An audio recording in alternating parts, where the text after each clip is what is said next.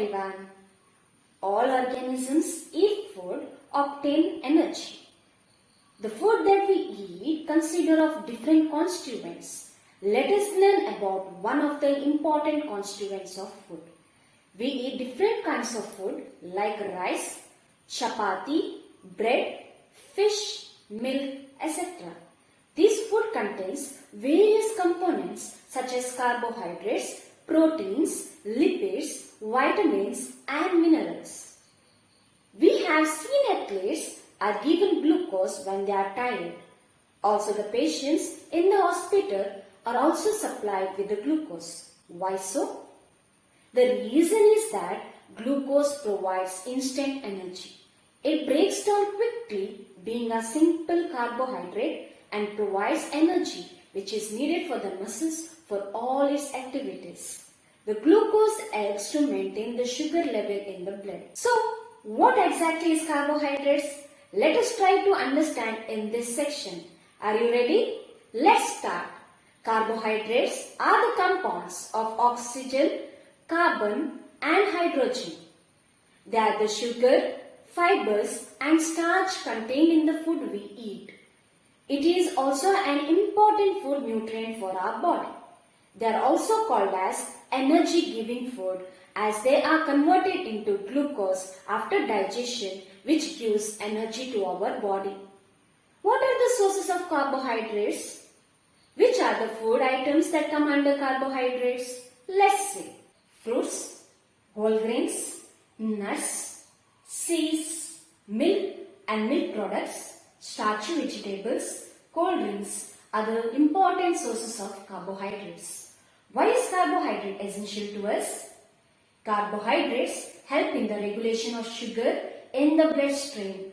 This ensures adequate supply of carbohydrates to every cell.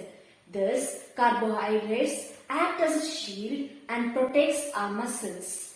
Fibrous carbohydrates such as cellulose keeps bowel movements smooth.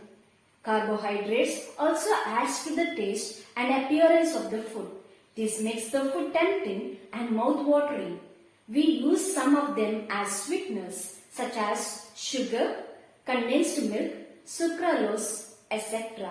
Further, carbohydrates provide energy to do all the necessary physical activities such as running, sleeping or any work and the different processes of our body like cell division, respiration, detoxification, etc. What happens if we take less or more amount of carbohydrates? As the carbohydrates are broken down into glucose during digestion, it is absorbed by the blood and blood supplies glucose to all the living cells of the body. Insufficient or excess of glucose might lead to the adverse effect. Insufficient supply of glucose may lead to tiredness, weakness and lack of concentration. Excess of glucose can add to our weight.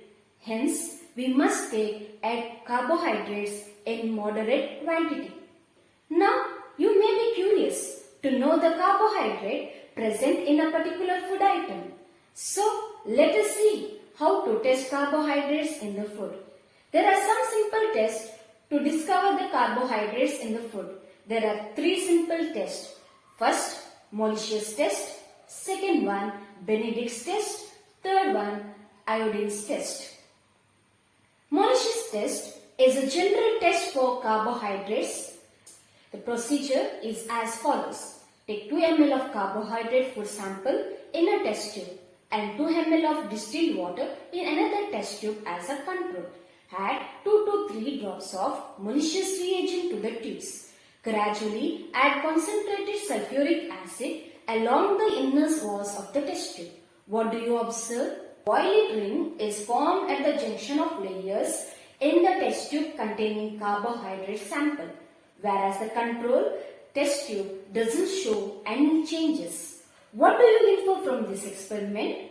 Yes, formation of violet ring in between the two layers confirms the presence of carbohydrates in the food.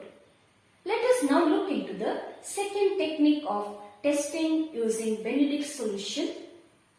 Benedict's solution is a mixture of anhydrous sodium carbonate, copper sulfate and sodium citrate. The steps are as follows. Take 2 ml of glucose sample in one test tube and dissolve it in 5 ml of water.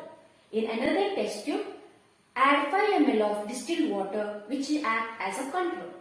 Add 2 ml of Benedict solution for both of the test tube and boil it for 2 minutes. What do you observe? A red precipitate is formed in the test tube containing glucose sample.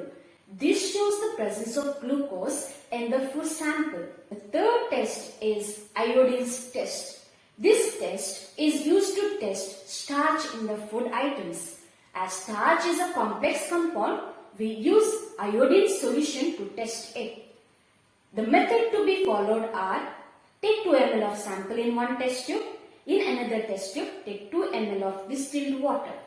Add 4 to 5 drops of iodine solution for each of the test tube. What do you observe? The starch sample turns bluish black. This confirms the presence of starch in the food sample. You can also try this test using various food samples. So, in this video, we learned the meaning, sources, functions of carbohydrates and the methods to detect the presence of carbohydrates in food samples. Thank you.